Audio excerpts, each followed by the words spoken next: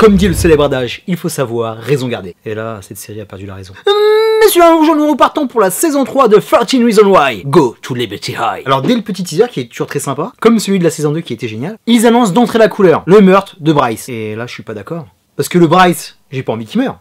J'ai envie qu'il souffre, légalement, j'ai envie qu'il prenne la justice dans la gueule, qu'il aille en tôle, qu'il glisse bien comme il faut sur un savon, si tu vois ce que je veux dire, et qu'on lui réserve un menu bien piquant pour les pointeurs en prison. Et là de centrer la série sur cet arc principal, ça partait mal. Mais bon, je suis infidèle. Pour moi, 13 Reasons Why, c'est une série qui compte. Une série qui compte beaucoup pour cette chaîne. C'est la première œuvre qui m'a permis de dépasser le cadre d'une review. Balbutiement de la chaîne, j'avais fait une vidéo d'une demi-heure. J'avais légèrement dépassé les bornes parce que cette série m'a beaucoup touché. Elle a renvoyé beaucoup de choses en moi, beaucoup de choses qu'ont vécu certains amis. Et c'était plus que pertinent. C'était dans l'air du temps. Ça mettait en avant de très bons sujets de société qui sont souvent mis sous la table. Et moi, ça me plaisait. Surtout cette saison 1 qui se suffisait à elle-même. Après, ils ont fait la saison 2 qui était flippante, mais finalement, ils sont bien retombés sur leurs pieds. Il y avait tout un fil avec le procès qui était génial. Ça a permis de mettre d'autres personnages en avant. Ça mettait en relief les coulisses de ce viol. Encore sur différents points de vue. Et ça permettait de conclure l'arc principal, celui d'Anna. Et c'était un bel adieu, tout en émotion, avec de très belles scènes émouvantes, et tellement culte. Mais comme c'est une série à succès, et c'est un étendard, et en plus ils se posent vraiment comme ça, bah ils ont décidé de mettre une saison 3 en place. On l'a vu avec cette fin, qui était intéressante, mais ils sont pas allés jusqu'au bout. Moi j'étais pas vraiment d'accord avec cette fin, parce que ça mettait encore un autre sujet qu'on n'avait pas vu sur 13 Reasons Why, comme il parle de toutes les merdes que vivent les jeunes.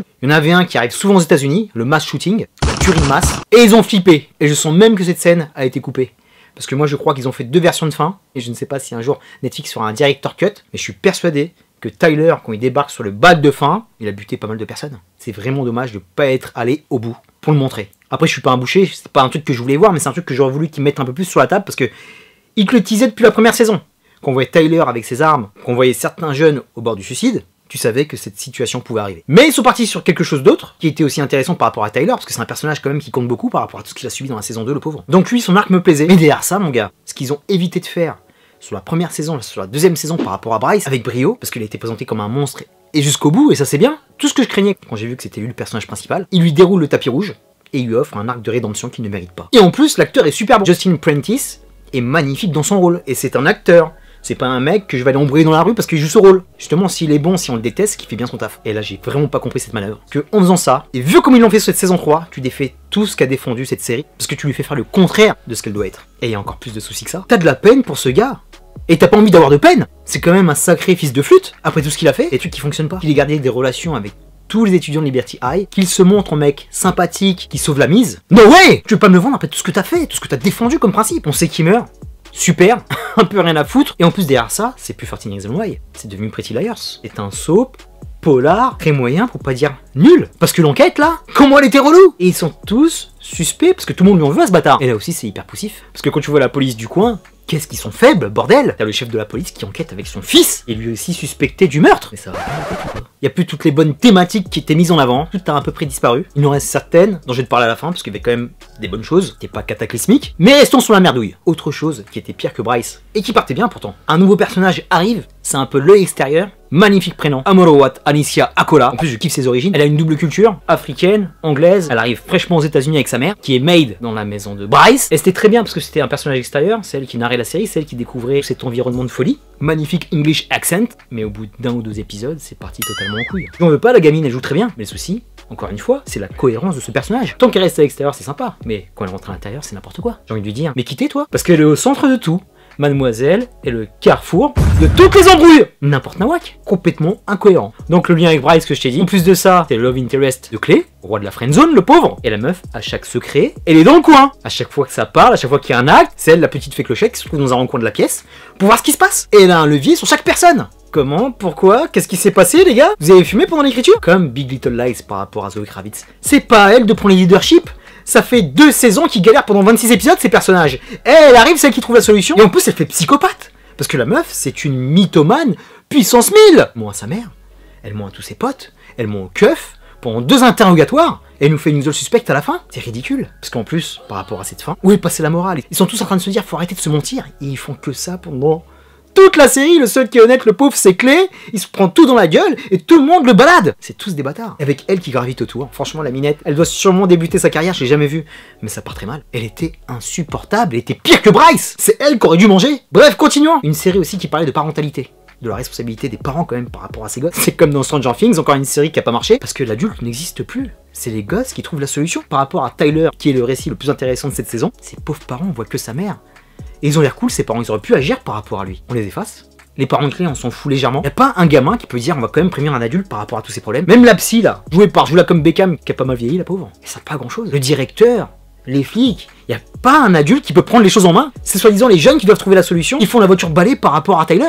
Quand on est gamin, là, chacun ses problèmes et on proie au doute. Quand tu vois qu'il y a autant de soucis autour de toi, faut prévenir les personnes compétentes. Les seuls adultes qui étaient vraiment bons et logiques, c'est le retour de Kate Walsh, qui nous rappelle Anna, parce que Anna, on l'a complètement zappé la pauvre. Hein. Elle est citée 2-3 fois dans la série et basta. L'épisode avec Kate Walsh, magnifique. Qu'est-ce qu'elle est forte, qu'est-ce qu'elle est sincère. Elle porte cette série sur ses épaules. Très sympa de l'avoir mis en face à face avec Mary-Alice de Desperate Housewives, qui est aussi très bonne. Elle aussi, elle fait une presta par rapport à cette saison qui est vraiment sublime. Et par rapport à l'arc de rédemption de Bryce, ça reste une mère par rapport à son enfant. L'enfant a fait des choses abominables, mais on peut comprendre qu'elle essaye quelque part de le sauver. Il y a de vraies belles scènes entre les deux personnages. Une mère pour un fils, d'un enfant pour sa maman. Ça passe super bien. Ça, c'était très émouvant. Là, je me mets dans ses bottes, je comprends. En plus, il y a tout le background avec le père. On l'avait aperçu dans la saison 1, mais là, on comprend un peu mieux. Tu vois que Bryce tient à sa mère.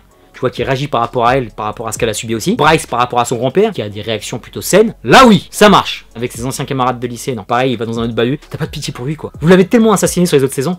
C'est pas possible de remonter la pente sur quelques épisodes comme ça. Passons à autre chose, qui était aussi intéressant, un personnage qui est aussi central, Jessica Davis. J'ai beaucoup aimé aussi son personnage. Elle devient présidente du bahut, elle se réapproprie son corps, c'est très intéressant par rapport à ce qu'elle a subi aussi. Elle devient aussi un symbole, l'inspiration par rapport aux autres élèves qui ont subi aussi. L'actrice est toujours très bonne, mais là où je comprends pas, je veux bien qu'elle se reconstruise aussi sexuellement par rapport à ses désirs de jeune femme. Mais pas comme ça! Tu ne peux pas passer d'un traumatisme aussi violent à une dominante SM! Ça aussi, c'est franchement abusé. Tu tires et tu vas dans le mur. Autre personnage intéressant, c'était Monty. Là aussi, on le développe mieux, on comprend certaines choses. Mais qu'est-ce que c'est mal écrit, cette fin, bordel sur lui. C'était n'importe quoi, comment se débarrasser de lui en 5-6. Et franchement, cette série, on la reconnaît plus. C'est des pics d'émotion. Les 2 premières saisons, surtout dans la première saison, t'avais pratiquement les larmes sur chaque épisode. T'avais des moments qui étaient émouvants. Là, ça a complètement disparu. On est sur cette enquête de merde. On n'en sort plus. 14 Reasons Why, c'était les paroles, c'était les actes, c'était la bienveillance, l'entraide entre tous ces gosses. Trouver quelque part aussi la justice. Là, c'était abusé, quoi. Il y en a eu quelques-unes. Il y avait des choses qui étaient intéressantes, mais finalement très peu sur 13 épisodes. Et tu vois que ça tire en longueur. Tu vois que 13 épisodes, c'est limite trop long, parce que les 3 derniers, t'en peux plus, quoi. Bon, j'ai pas mal fracassé. On va passer par une case un peu plus positive, parce qu'il y a eu quand même de bonnes choses. J'ai beaucoup aimé cette réalisation. La série se passe sur quelques mois. On accentue la couleur sur le flashback. Sur l'instant présent, on donne une teinte un peu plus grisâtre, avec l'écran qui se réduit. J'ai beaucoup aimé ce petit effet, c'était très joli. Ensuite, Clay Jensen, je kiffe ce personnage, fabuleux. Encore une fois, tu sens que le mec souffre, il joue avec plusieurs vents contraires qui lui tombent sur la gueule, et il fait tout pour s'en sortir.